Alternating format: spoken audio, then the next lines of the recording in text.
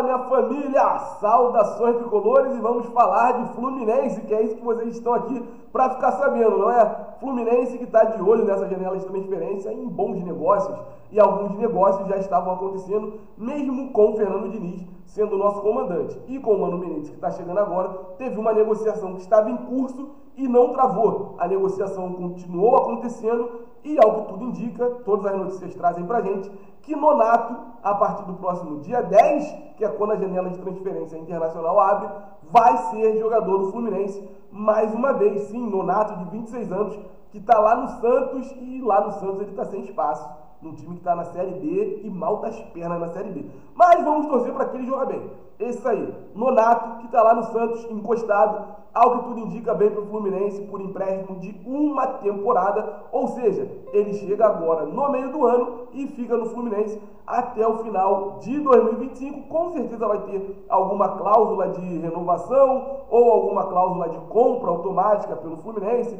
algo do tipo. Mas o Nonato chegaria para sua segunda passagem com a camisa do Fluminense. Vale lembrar que a primeira passagem do Nonato foi naquele período de 2021 para 2022 e ele atuou com o Fernando Diniz, naquele time que chega na semifinal de Copa do Brasil. Lembra daquele time onde o Fluminense é eliminado pelo Corinthians? Então, nesse time o Nonato fazia parte, só que o Nonato não joga a segunda partida da semifinal. Naquela partida a gente não contou com o André, suspenso, e Nonato, que tinha sido vendido pelo Internacional para o futebol belga, se não me engano.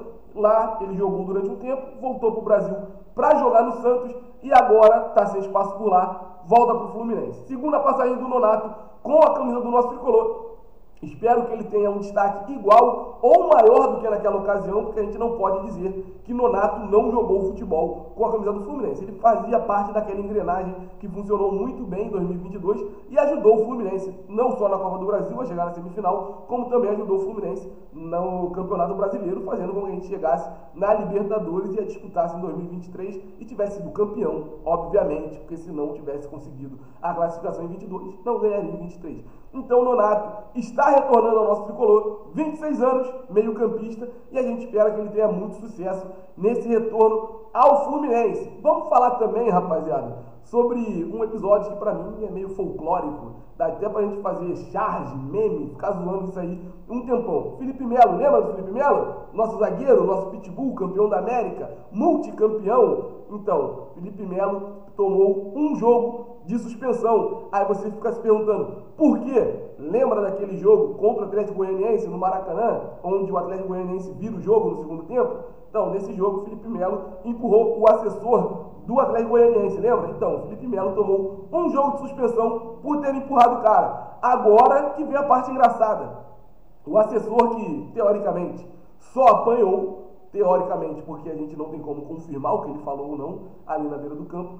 Então, o assessor que, teoricamente, só apanhou do Felipe Melo, tomou 15 dias de suspensão. 15 dias. Mas aqui a gente está para falar só do nosso tricolor. Então, o Felipe Melo, que já não jogaria contra o Internacional, além do problema da lesão, também ficaria de fora dessa partida por conta dessa suspensão automática que aconteceu hoje no julgamento do STJD sobre esse fato entre Fluminense e Atlético Goianiense naquele jogo horroroso do nosso tricolor. Hoje a gente também contou com a coletiva de imprensa do Mano Menezes e ele deixou alguns recados bem claros.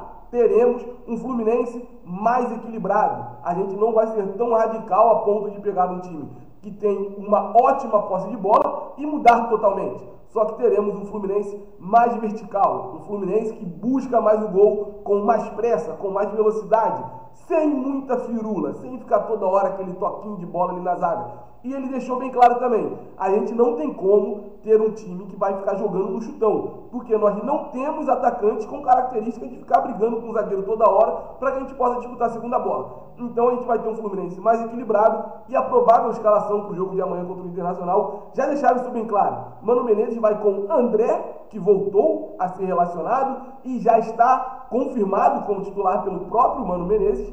Teremos Martinelli, Alexandre e Paulo Henrique Ganso fazendo aquele meio de campo do nosso tricolor. Então, só nisso aí, a gente já vê que a gente vai ter um Fluminense mais equilibrado. Me preocupa um pouco essa questão do Keno continuar sendo titular. Porém, a gente não sabe das condições de Marquinhos e John Arias está na seleção. Douglas Costa não dá para ser titular do Fluminense, nem ser suplente hoje eu colocaria o Douglas Costa. Imagina para ser titular. Mas teremos um Fluminense mais equilibrado e que Mano Menezes tenha tranquilidade e que nos dê uma boa resposta já nesse primeiro jogo que a gente está merecendo. Mais de 30 mil ingressos vendidos para esse jogo de amanhã contra o Internacional. Estarei por lá. Tamo junto. Não esquece de se inscrever, comentar, compartilhar os nossos vídeos aqui do Quintal Tricolor. Procurar a gente também nas outras redes sociais. Procurou Quintal Tricolor, vai achar a gente por todas elas. E lógico, o céu é o limite para o Fluminense, minha rapaziada. Chegou treinador novo, ânimo novo, que amanhã a gente volte a vencer, porque tá na hora de sair dessa draga que esse time conseguiu se enfiar sozinho. Tamo junto, saudações tricolores, e amanhã a gente tá lá no Maraca, hein?